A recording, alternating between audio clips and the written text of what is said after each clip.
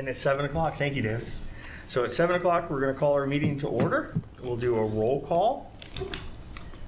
Let's be mindful to speak into the microphones because they're recording us, and then we're going to be on YouTube.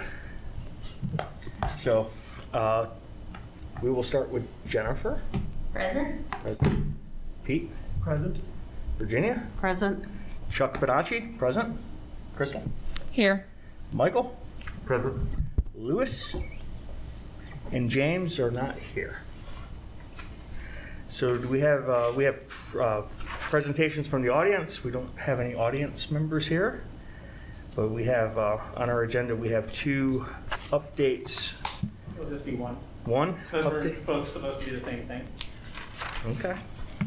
So we have the NPDES stormwater plan and stormwater management plan, and we have Patrick from engineering. Right? Correct. Okay. Ready?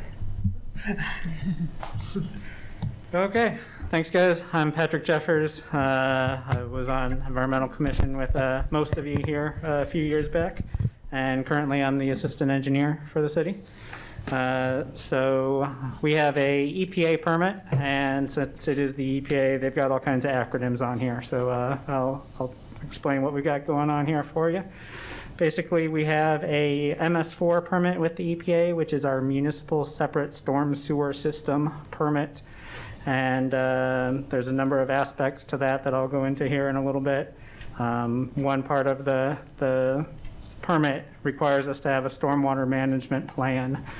And we recently separated from being a co-permittee with Summit County and a number of the other communities in the county to now we have our own individual permit.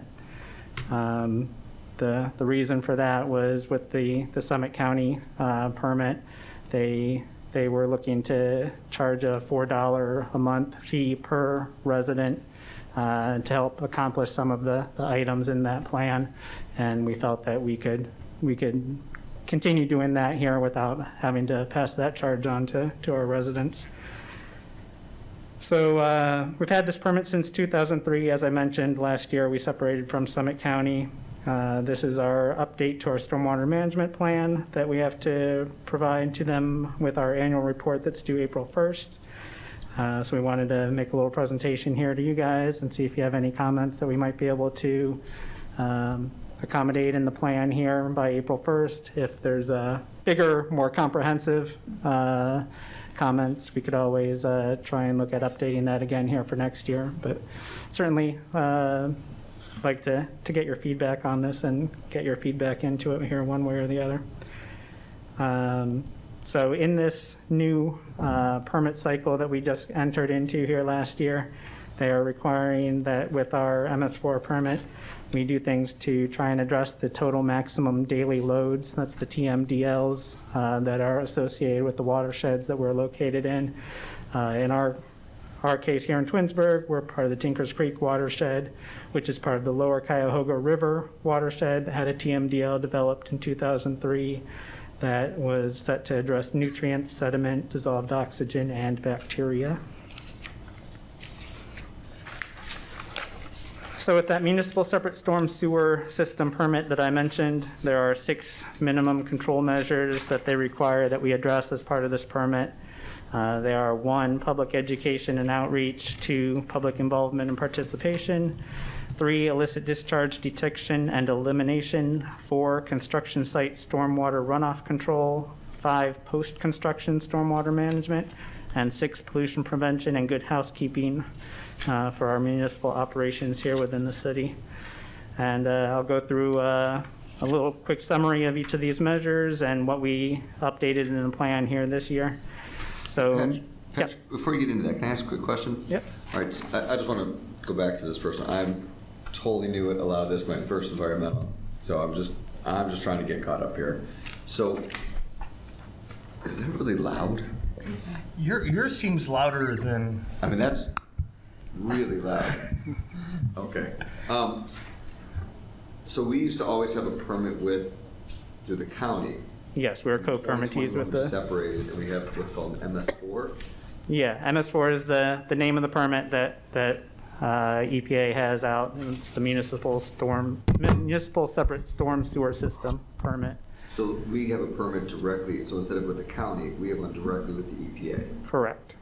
Gotcha, and we do that because it saves us money. Yeah, saves our residents money. $4 per household, Yep, per month. per month. Per month, yeah. Why wouldn't everyone do that? Because every city doesn't have the infrastructure. Gotcha. But our infrastructure allows for that too. So in other words, so a city next door to us that doesn't have define what that means about we have the infrastructure where we can do it, maybe another city down the road. So in the planning pieces, what we've been presented in past years, like the retention ponds on properties that are being developed fit into the stormwater management system. Okay. And if a city doesn't have that kind of zoning in place, or they don't require property owners to set aside parcels, you end up, right, Patrick? Yeah. And because we have enough developments, right, because we have enough developments that have retention ponds, we fall into this category where we could do it, for example. That's part of it. So these 6 minimum control measures here that I just mentioned are what's within that permit. And so as a co-permittee with Summit County, we were kind of pooling resources to kind of everybody help get these done for everybody, the requirements of these 6 measures here. And so as going off on having our own permit, we'll be taking care of a lot of these measures here ourselves. There are a few measures here that we are still contracting with the county, that we provide some funding to the county, that they provide some of the items that are required in this permit, primarily the public education and public involvement activities. They help put on a number of programs for the county that it makes sense that they're putting them on for the county. We may as well take advantage of that. And you guys certainly help with a number of those items here as well, which is a reason why we're able to kind of help do this ourselves. All the Earth Day, the cleanups, all that kind of stuff helps involve the public in keeping our stormwater clean here in the city. One quick question. So does the only part of this plan that is impacted by the TMDL is the public education component? There's, I believe there's an item in each one of these 6 control measures that the EPA added into the permit here last year, Okay. that they want us to do something to help specifically address the items in our TMDL for the Okay. Middle Cuyahoga. Okay, great, thanks. Yep. Patty, can I ask you a question? Yeah, Peter. On the fee, the $4 per home per month, is that a new fee, a new proposed fee, or is that existing? I can't speak to the details of that fee. I'm not exactly sure when that was implemented. Most cities in the area these days have a stormwater fee that they charge to residents. Northeast Ohio Sewer District has a fee that they charge to the people within the sewer district there. Previous to my employment here, I was the assistant engineer in Ravenna. Ravenna has a stormwater fee that they charge to the residents every month that helps address these items. That's something that the city of Twinsburg hasn't felt that they needed to levy on the residents at this time to be able to accomplish what the EPA wants. So they've always been paying this, and all of a sudden now it's just, we don't have to. The city has not, I'm not sure when Summit County implemented this fee that they were looking to implement. I don't know if that's in effect now or if it's something that they were proposing. But most of the cities in the area have some type of monthly stormwater fee that they've been paying into one way or another. Perfect. But either way, this you were saying before, that's great. Yeah.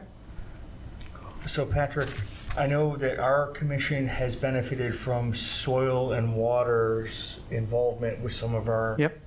to pay for some of our stuff, and they sent a lot of the literature. We're not in position to rewrite stormwater management, rain garden literature. And we've really leveraged that organization for when we do our community outreach at Earth Day and at our cleanup, and we've had some other partnerships with the watershed. That's the pieces of information we got, or we used. It is essentially breaking free. Does that put us at risk of not having access to that piece from Summit Soil and Water? We do still have an annual agreement with Summit Soil and Water that we are providing some funding and that they are in turn providing some assistance with this permit. The partners that we currently have agreements with are the County Health Department, Soil and Water, Tinkers Creek Watershed Partners. I believe that's it. As we're going through here, I might see something else here that strikes a key to remember, but I believe those are the three that we still currently have annual agreements with that we're providing some funding for, and they are in turn providing some assistance on the permit. Okay. So with minimum control measure 1, the public education component, the TMDL update in this cycle, they wanted us to kind of focus on some of the items that are in that TMDL, total maximum daily load, which would be the nutrients, the sediment, the dissolved oxygen, and the bacteria. They want some of the messages that we provide to the public to include some of those topics. And as I mentioned previously, we're partnered with Summit Soil and Water, Tinkers Creek Watershed Partners, you guys here at the Environmental Commission to help provide some of those education components. So for control measure 2, the public involvement and participation, here they did not have any amendments with new requirements. And once again, we partner with the same people to provide those services. Control measure 3, which was the illicit discharge detection and elimination. That's being out in the community here and realizing that, oh, there's this foul smelling water coming out of our stormwater pipe when it hasn't rained for the last week. There's obviously an illicit discharge or a connection in there that's providing that water, or people dumping stuff in the storm drains, that kind of stuff. So our plan has been amended in this permit cycle to make sure that one of the employee training sessions that we provide to Public Works and people here in the city provide some education on that to help them realize if they're out and about and they see something that it needs to be reported. I think most of them are already aware of that, but part of the EPA permit this year is requiring that at least one of our annual employee trainings covers that topic. Another item in the EPA permit that's new this year is that they require that we notify the Ohio EPA within 24 hours of any illicit discharge that involves a cross connection from an industrial, commercial, or multifamily source, or a broken sanitary sewer that is contributing sewage to the stormwater system. And we rely on Summit County Public Health to help inspect some of the home sewage treatment systems that are here in the city. These home sewage treatment systems, that's septic systems. Septic, yeah, septic systems. There's a handful of places within the city that are still on septic.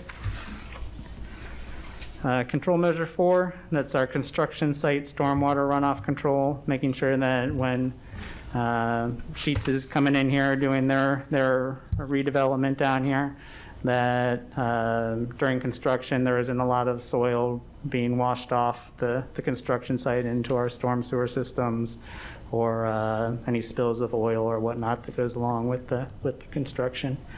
Not to pick on Sheets, but just an example. So in the permit cycle this year, they're requiring that the construction sites be inspected at least once every month with increased frequency if there are problems at the site. This is something that we use Summit Soil and Water Conservation District to conduct those inspections. When we have construction projects such as that, they come in and do these once a month inspections on the site. And control measure number 5, that's our post-construction stormwater management. That's our detention basins that are put in for developments. New to the permit this year is that the EPA is requiring that we as the city inspect each one of those basins over our next 5-year cycle. With those basins, we already require each of the developments that put these in to provide an annual inspection record to the engineering department that verifies that what they put in is still functional. It hasn't clogged up with sediment or something and isn't functioning anymore. But as part of this new permit cycle, EPA wants someone from the city to actually go out and inspect each one of these basins at least once during the 5-year permit term. We've got just over 100 detention basins in the city of Twinsburg. So quite a few of them. I've gone out and done about 15 of them here myself the last couple months.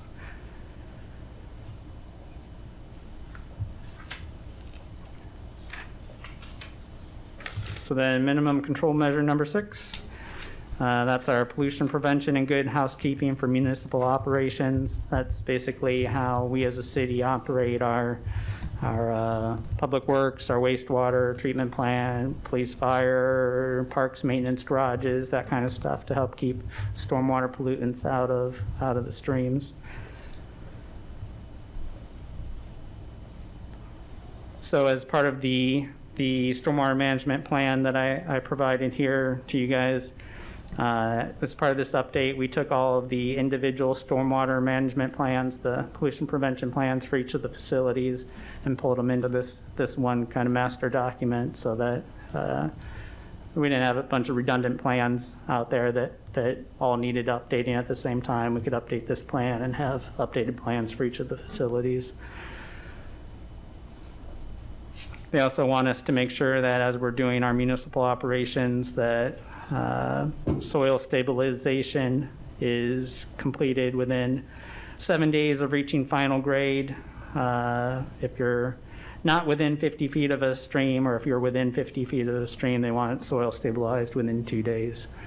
That's something that I hope our public works guys are already doing, but the EPA specifically wants to call out in this permit cycle that we make sure we do those. And we also had to update and put in this updated plan a few measures that EPA wants us to undertake to help keep additional pollutants out of the streams per that TMDL. And one of the things that the city already does that they had suggested is street sweeping program to help keep nutrients out of the stormwater runoff. So that's something that we're able to take advantage of that the city is already doing. So those are the updates. I believe each of you should have received an electronic copy of the stormwater management plan that we put together. I do have one hard copy here. I can make additional copies for people if you guys need extra copies. And that's the 120-page one Yeah. that you guys have. Came very close to printing it, and then I realized it was 120 pages. So Yeah. So if you're able to review it on the computer, we'll save a few trees, but I'm certainly willing to provide a hard copy to anybody that needs one. And we're hoping that within the next month, if you guys have comments, that you get them to us so that we can review those and get them incorporated into the plan for our April 1st annual report submission. But if you guys have additional comments past that period, we're certainly willing to try and incorporate them into future updates. So the benefit of us doing some of our community outreach helps the city. And there's no additional burden on the outreach that we've done. So it's not like we're required to do a new thing. I just want to make sure that I'm understanding things right, Patrick. Correct. There's nothing additional that you guys are required to do. Any public involvement activities that you do conduct are things that go towards helping us meet our permit requirements. Is this a lot more work By having our own permit? It is more work It's- having our own permit, but we're also seeing the cost savings that we're passing on to the residents by not having them pay this $4 monthly fee. Right, so, are you the one that facilitates and oversees all that work? For all In the past, it's been Amy. I've been employed by the city here the last 2 months, and a lot of the items in this permit, Amy's been passing off to me here lately. I managed this permit. Congratulations. Thank you. I managed this permit for the city of Ravenna, so it's all stuff that I'm familiar with. But Gotcha. these are things that she's been able to kind of pass off a little bit here now that I've been on board. Gotcha. Okay. I just want to ask one more thing, just to go and building upon what Chuck asked. So control measure 1 and control measure 2, specifically calls out the environmental commission, gives us some accountability. So might understand that correctly. Earth Day, if we, talk about these measures, the intent, it covers the city. Yeah, anything that promotes clean water, promotes a clean water message within the city helps get us these permit requirements. Requirements. Good. It sounds like the city's already doing that. Yep. So I have a few questions. Yeah. And I don't know with how new you're in the role that you'll know some of this, and that's fine. So kind of looking at the illicit discharge, construction, site management, post-construction, pollution prevention, do you know what kind of issues we've had up to this point, even if it's more recent? Just some things that we ran into with that permit so far? Illicit discharges, I know that there's been a few dry weather screenings where they've been out inspecting outfalls and they see some water running through. Typically, unless it's discolored, has an odor or something like that, you can usually assume it's groundwater, just groundwater getting into the pipes. We have on a number of occasions when there's been water in those outfalls, they've had the wastewater guys come over, take a sample, test it for E. coli or fluoride, see if it's a water leak or a potential sanitary cross connection to try and see if any of those components are in it. And I think most of the time they come back pretty clean. I'm not aware of any. I was going through some of the stuff in the previous year here, and in the previous year I don't believe that there were any instances that they determined it was an illicit discharge. The construction site, stormwater runoff, there's always issues at the sites with a silt fence that's been run over by equipment, or a sediment pond that maybe doesn't have the right size orifice on it to dewater the construction sediment water properly. Those are things that are usually accomplished pretty easily by just speaking with the contractor. Hey, you need to do this, you need to do this. Since we use Summit Soil and Water to do those inspections, they handle the first round of that, and then if they're getting pushback from the contractors, then that's where the city would step in with our ordinances that we can use to require that they make those improvements. Post-construction stormwater management, that's the detention ponds.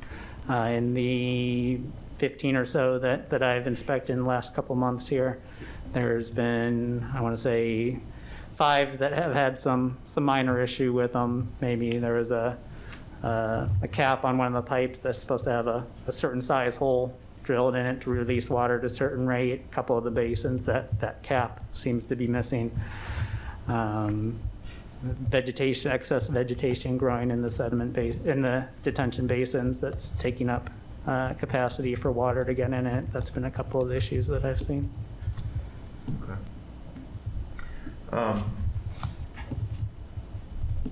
So do you know what EPA's intent was with the 24-hour notice of the illicit discharges? Are they going to come in and potentially cite them? Are they looking to come in and sample?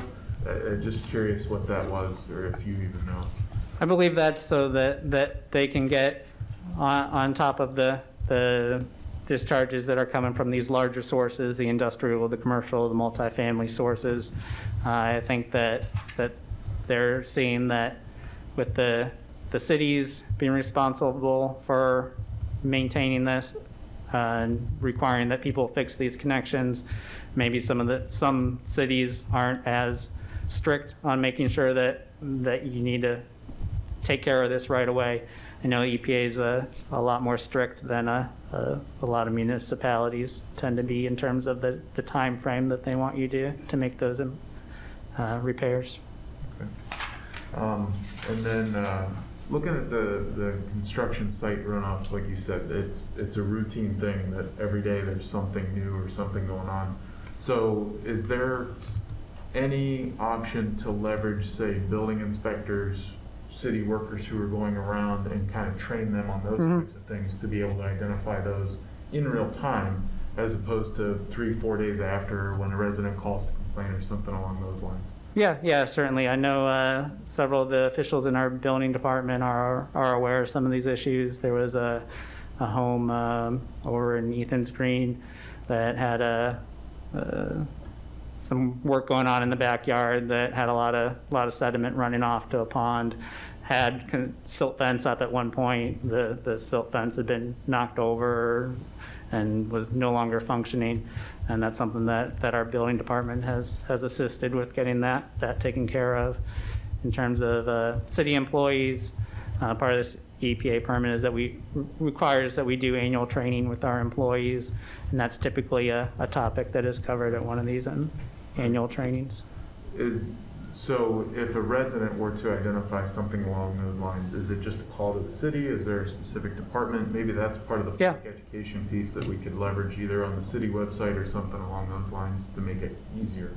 Yeah, eventually that call would likely make its way to the engineering department, to myself or Amy, but if they call anywhere in the city, we've got a software to track work orders, and that information would be input into the software and would get routed to the correct person. Okay, good. Okay, and then you answered that question. Okay. The street sweeping program. So I've obviously talked about that before and advocated for that, and I know I've talked to the service department as well. So a lot of the city, and I think everybody knows this, has a lot of road infrastructure that's aging, and so as a result there's a lot more breakdown of that material and entry into the storm sewer system. So is it one of the objectives to identify some of that that's failing and then do a little bit more frequent street sweeping in those areas to prevent that from going into the storm sewer?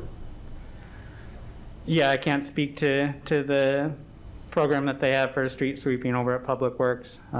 Certainly, ideally, if they have streets that they identify as they're doing the sweeping, that they're picking up more debris, more sediment, that kind of stuff. I would hope that they are hitting those streets maybe a little bit more frequently. That's something I can bring up with Public Works next time I meet with them. Okay. Yeah, but I'm not sure if that's something that they currently do or not. Yeah, and I could be wrong. I think they've only come through once, usually, at least in my area. Yeah. So maybe, that's not quite considered to that level. I'm not sure. But, and then, do you know if the plan, and I apologize, I didn't read the whole plan, so it may be in there, but I want to say problem, but that may not be the right word, but the knowledge of people who cut grass and leaves and blow them into the street is, I know there are mechanisms in place for that on a state level, but within the city, is there a plan to kind of either, again, that knowledge piece to educate those companies, those individuals, or some other plan to potentially address those? I believe that the County Soil and Water has done training for landscaping companies in the past, and I think that's something that they have done. I don't know the specific topics that they've covered at that training, but certainly I'm aware that all the the grass clippings and stuff getting blown out into the street is an issue that all gets washed into our catch basins and contributes phosphorus and nitrogen to the streams. And if that's something that you guys were interested in doing any kind of education on, I know you have your Facebook page that you post stuff on every once in a while would probably help. And I'll certainly see if there's some programs that we could do in the city to help maybe provide targeted information to some of the companies or residences where you see a routine problem. And I think it may be worth, Summit Soil and Water does a great job with all their programs, but it may be worth considering adding it to the city's website. Yeah. And then making it more visible, because at least locally, people go there for a lot of information. And so if we put that information there, that may be an opportunity to, supplement that one-time training for those landscaping companies. Or in my neighborhood, unfortunately, there's a group of kids who left college and that's what they do. And so I don't know what their training and or knowledge is, but that's probably not something they've ever seen. Yeah. So it may supplement well for the rest of the city. So, okay, great. Also, there's the emails that go out occasionally with like the little tips and stuff, so that might be a good place to put that information as well. It's closer to summer. Does that come right from the environmental committee, or is that? No, it comes their from support, the or city. is it- I'm not sure if it's once a month or 6 weeks or something like that. Interestingly enough, you can't read that on mobile. So when it comes in, it's a straight line. It's about 50,000 pages long. So I just believe it. Great. And I would imagine half the people are looking at their house. Yes, absolutely. Yeah. Yeah. So, well, thank you. I appreciate the presentation and the information. Yep. So, thanks a lot. Thank you. I appreciate your guys' time. Can I ask you about, how often, just for curiosity, how often are the roads, are they supposed to go around once every 6 months to clean it with the sweepers? Every 3 months? Is there a plan? I don't know what the plan is. I've seen it about once a year. Usually it's in the spring. Yeah, usually in the spring after the snow melts and Yeah. you get a lot of sediment and debris accumulation on the streets. They try to make a pass through the city and So get all the that whole cleaned city up. once in the Yeah. spring? So when I called and talked to them, the other thing they said is that they wait for the salt to wash off. So they'll wait for a couple rain cycles to actually get the salt off the materials so that the salt doesn't corrode the equipment, which completely is valid, and I Sure. understand that. So, That makes but sense. some of that infrastructure crumbles a little bit more frequently than once a year. So, That's interesting. Thank you. thank you. Thank you, Patrick. So we're going to meet first week of March. Does the engineering department want us to vote that we are in favor of this plan that you're putting forward, or are you just looking for comments? I don't necessarily need a vote, Okay. but ideally, if you guys have any comments, if you provide it to us one way or another, or either through a vote that you approve the plan that we put together, or just by providing us your comments of things that you'd like to see in the plan. I'd definitely like to have a conversation at some point, not exactly sure who to have the conversation with, but stormwater management in our neighborhoods is a real issue. I mean, with the snow, all we think about is the way that my backyard is gonna totally flood. If there's a heavy rain event, everything in the backyard is floating. And that's something that I understand is my responsibility to go try to figure out how to handle this, but I'd love to have a larger conversation about how we can mitigate these things, whether it's through green infrastructure or French drains or whatever the things that we need to consider, so that this is not a disproportionate burden on families that don't have the means to handle this issue. Yeah, and if anybody does have any flooding concerns, I know I'm certainly willing to stop out and see if there's something that the city might be able to do, or even just some suggestions that these are some things that you as a resident might be able to do to help improve the situation. Great. Yeah, and that's one of the functions, unfortunately, of our soils here. We have a lot of clay. It's just going to sit, Yeah. and so it's really got to be steeply sloped to move or drain. And there's really no option. Right, That's right. it. So, Yeah. Thanks, Patrick. Yep. And congratulations on the new position. Thank you, Jeff. Okay. So our next item on the agenda is commissioner reports. We could switch up our order. So we'll start with Michael. I don't have anything to report. Crystal. I would like to acknowledge that today is the first day of Black History Month. And I want to pay homage to the Black environmentalists that we have in Twinsburg, including City Council member Daisy Walker, who helped to found this commission and a lot of the others, like the JEDI Committee, the Justice, Equity, Diversity, and Inclusion Committee that I also sit on at the city, where we're doing a lot of work around working with a consultant to think about what kind of community engagement strategies we should be exploring to promote diversity and inclusion within the city.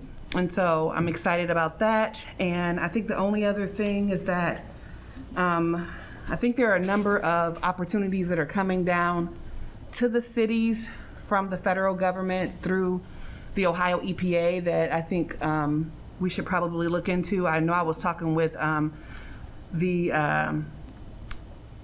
EPA and the State Revolving Fund about some webinars that are coming up where we can be able to access some money for infrastructure.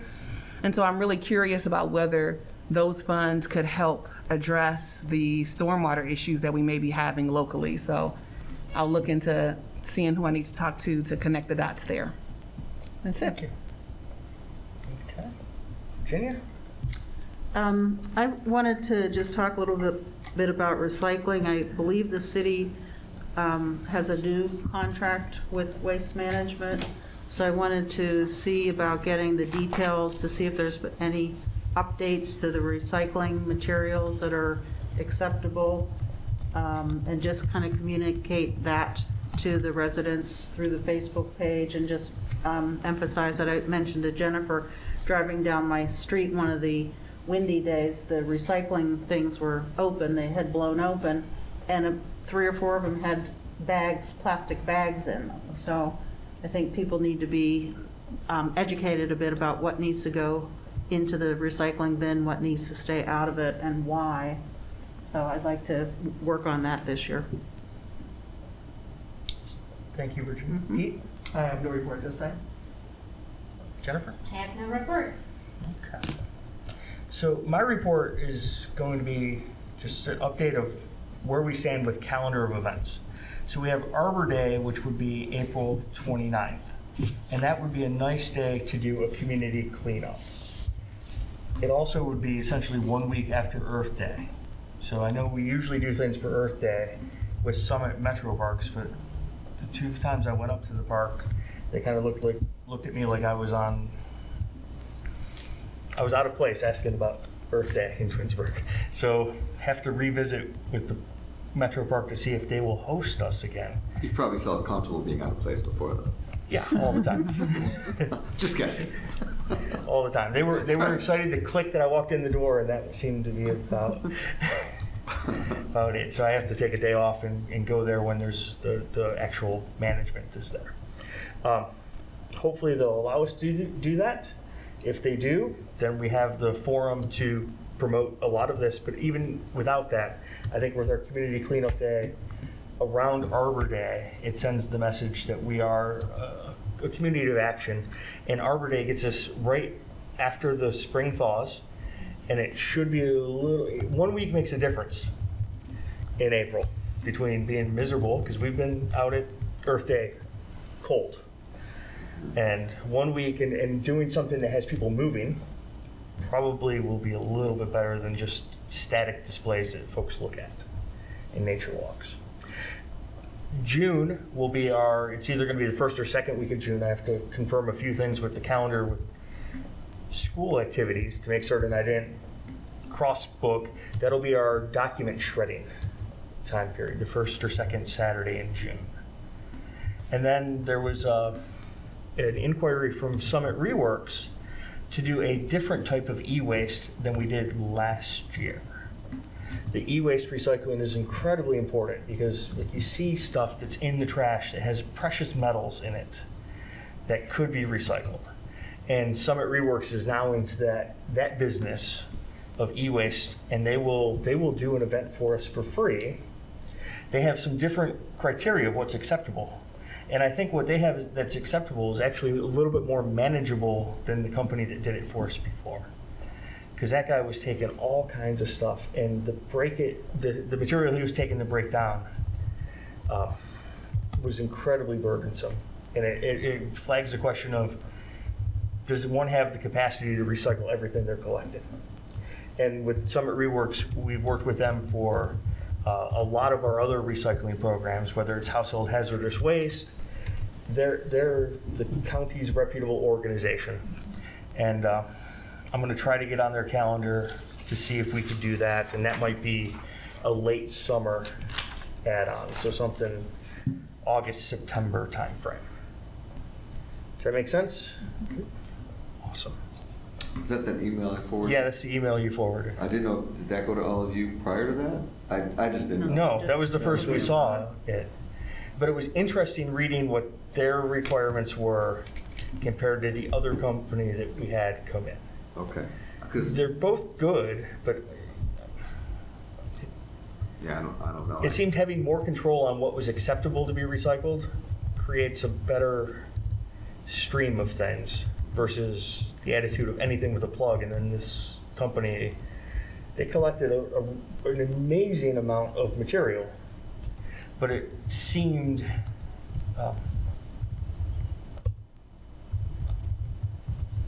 incredibly labor intensive to break it all down to where they were going to go with. And they were collecting things that other recyclers don't collect. So you're saying it's good or bad? It could be good if it actually gets recycled. It could be good if it gets recycled, right? I was just trying to read you the right way, because it sounds like that'd be great if they recycle more. Yeah, it was just an incredible amount of material that was collected, and it didn't. The manpower that it takes to strip plastic away from wires, to disassemble and to get the plastic away from the metals, and then the value and the materials that are in the tube TVs.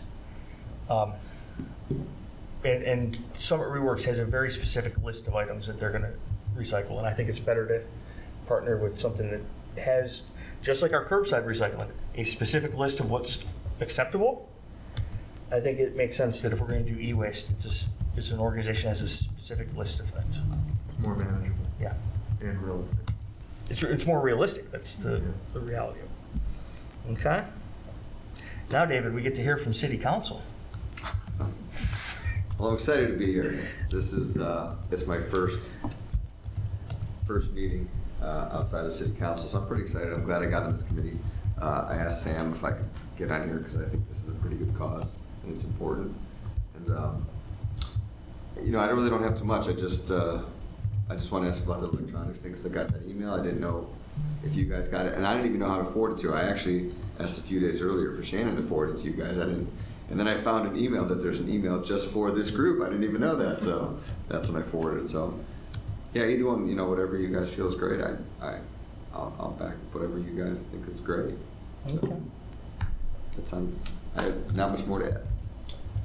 I'm going to add for you. Go ahead. Because we had some employees at the city that put forth a great effort for environmental and energy usage, and they were recognized. The city got recognized for the Northeast Utility Consortium for things like our electric vehicle charging stations and some change of the lighting within city buildings and use of electricity. So I know Lynn from the planning department had worked hard on that. And I think it's important that when folks work hard and we get recognized, we should get awards. And electric vehicle charging stations is one of the things that I, like 8 years ago, I wanted to see the city get to. And to know that we have one at City Hall, one at the golf course, one at the square, and one at the pool that each charge 2 vehicles. And our new Sheetz gas station is going to have additional 8 chargers, so that's 16 vehicles. That's great. So we're at 20 vehicles to charge. And when you match that up with the way automobile production's going, with mainline auto companies pledging by 2035 to be 60% electric, it puts Twinsburg in a great place to have this capacity. So it's exciting to see that happen. Sure. And that was a huge part of what that recognition was. I do want to also add, we did just enter into a new 3-year agreement for, I don't know if you said, we did, it was a 3-year agreement, just started, so. But there will be a full, 3 years, we're going to put that out for new proposals, so who knows what will happen in 3 years, but. Any unfinished business, new business, or miscellaneous from the group? Could I just follow up? Yeah. So, the waste management website actually has everything that's recyclable. It doesn't look like, based on the data that the website has changed much in the last year and a half. So it appears to all be the Okay. same. Well, I wasn't sure of the date of the new contract, and I haven't looked at it recently, so I just want to compare with that. Yeah, the contract doesn't have, they can still only process certain materials, so the contract usually doesn't change what can be recycled. So Okay. it's just what they're capable of recycling. Okay. So, and then one question, and I don't know if anybody knows the answer to this or not. If we have the cleanup in April, can we still give hours for the cleanup? Or are all of the hours already done for the school year for volunteer hours? So then we potentially lose those people because they don't need volunteer hours. And it's a question I don't know the answer to. So it's just a consideration. Well, they have to get 10 per year. So they have to get 10 per year, and they can do that at any time. So you might lose the seniors, because the seniors can be like, well, I'm good, I've got it covered. But all the freshmen, sophomores, and juniors, they could use that time. They can really get to 10 hours or 20 hours in the summer, even. It doesn't matter. They just need 40 by graduation.